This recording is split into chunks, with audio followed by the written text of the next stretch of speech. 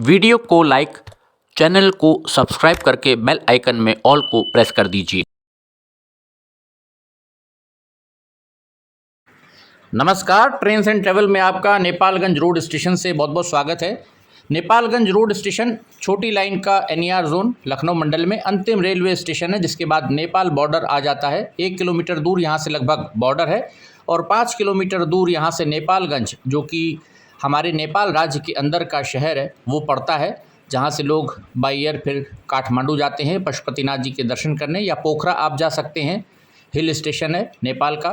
तो बहराइच से नेपालगंज रोड तक लगभग 55 किलोमीटर का ये जो हमारा रेलखंड है अप्रॉक्सीमेट, इसका अमान परिवर्तन का जो कार्य है वो होना है। वर्ष 2017-18 से इसको लिया जा रहा है, लेकिन अभी तक 2023-24 के अब फाइनेंशियल ईयर में देखना होगा कि क्या कार्य शुरू हो पाता है कि नहीं हो पाता है। ये बहराइच स्टेशन आ गया। बहराइच से नानपारा जंक्शन होते हुए नेपालगंज रोड तक अमान परिवर्तन का कार्य अगर हो जाता है, ये बड़ी लाइन बन जाती है, तो इससे क्या लाभ होगा।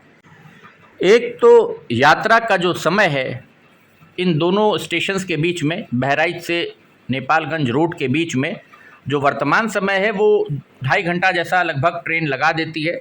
2 ट्रेन अभी ऑपरेट हो रही हैं नेपालगंज रोड और बहराइच के बीच में, जो सीधी रेल सेवा है छोटी लाइन की। बहराइच से अगर हम बात करें तो सुबह आपको 6:30 बजे ट्रेन मिलती है, जो कि फिर 9:20 पर या 9:30 बजे तक आपको उतारती है नेपालगंज रोड पर, और फिर दोपहर 3 बजे ट्रेन मिलती है, जो शाम को 5:30 बजे के बाद 6 बजे के आसपास आपको उतारती है वहाँ पर नेपालगंज रोड पे। 17:55 वैसे टाइम है, 15 बजे चलने का टाइम है दोपहर में, 17:55 पहुँचने का टाइम है ऑफिशियली। सुबह वाली का 6:30 बजे टाइम है, 9:20 पर पहुँचने का टाइम है नेपालगंज रोड पर। और नेपालगंज रोड से बहराइच के लिए सुबह 6:20 पर ट्रेन चलती है, 9:20 आपको बहराइच उतारेगी। उसके बाद वहाँ से 10:20 पर ट्रेन मिलती है, जो कि 13:15 पर ऑफिशियली जो टाइम है बहराइच उतारने का वो ये है। तो एक तो जो यात्रा का समय है ये लगभग 54.16 किलोमीटर का रूट है, तो जो ट्रैवल टाइम है वो ऑलमोस्ट 1.5 घंटे के अंदर यात्रा आपकी पूरी हो जाएगी, सिंगल रूट रहेगा चूँकि।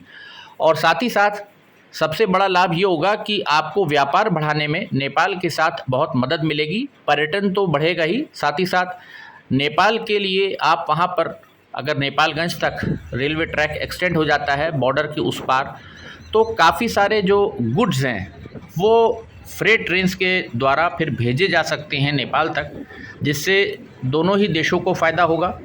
और साथ ही साथ जो नानपारा जंक्शन से आगे रूट मैलानी जाता है, मुझे लगता है कहीं ना कहीं रेलवे को अब उसको भी बड़ी लाइन कर लेना चाहिए, क्योंकि छोटी लाइन होने का कोई लाभ मिल नहीं रहा है। नंबर ऑफ़ ट्रेन्स बहुत गिनी चुनी है, 2 ट्रेन्स चल रही हैं मैलानी तक भी, तो जो नंबर ऑफ़ ट्रेन्स हैं बहराइच से वो भी बढ़ जाएंगी। और साथ ही साथ गोरखपुर से ही अगर हम पूरी बात करें तो मालगाड़ियों के लिए एक पूरा गलियारा ये ऊपर तैयार हो जाएगा, जिससे कि ट्रेन्स मैलानी होकर के आगे भविष्य में पीलीभीत होते हुए बरेली अगर भेजी जाएंगी तो ये बहुत छोटा रास्ता हो जाएगा। और साथ ही साथ हमारे जो पूर्वोत्तर के राज्य हैं वहाँ तक कनेक्टिविटी बहुत अच्छी हो जाएगी। तो ये एक सुझाव है, और काफ़ी समय से हर बजट में लोगों को ये आस रहती है, हर बार पिंक बुक देखी जाती है, कुछ पैसा मिलता भी है, कभी सर्वे का पैसा मिलता है, फिर कभी कुछ पैसा मिलता है, लेकिन अभी ज़मीनी धरातल पे ये बाबागंज हॉल्ट आ गया। अभी मैंने यात्रा की थी नेपालगंज रोड तक बहराइच से, तो देखा था अभी कि कोई ख़ास काम ज़मीन पर ऑन ग्राउंड नहीं हुआ है गेज कन्वर्जन का, क्योंकि बहराइच से नेपालगंज रोड तक अगर बड़ी लाइन का कार्य शुरू होता है तो मुझे लगता है कि कम से कम आप मान के चलिए 3 साल का समय कार्य को पूरा करते करते, हमारे एनईआर के अंदर जो रफ्तार है कार्यों को करने की, 3 साल कहीं नहीं गए हैं इस कार्य को करते करते।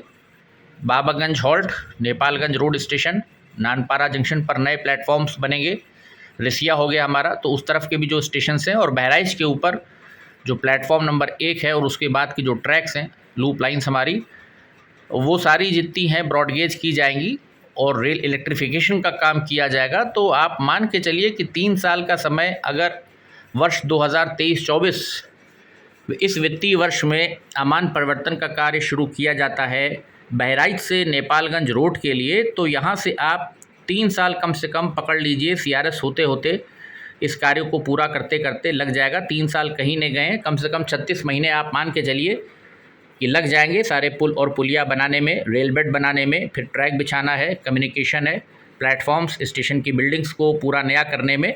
तो 3 साल का समय हम तब भी मान कर चल रहे हैं और कार्य अब शुरू कर देना चाहिए, क्योंकि इस प्रोजेक्ट के पूरा होने से काफ़ी फ़ायदा होगा रेलवे को। छोटी लाइन में वैसे ही घाटा हो रहा है। तो ये था एक छोटा सा अपडेट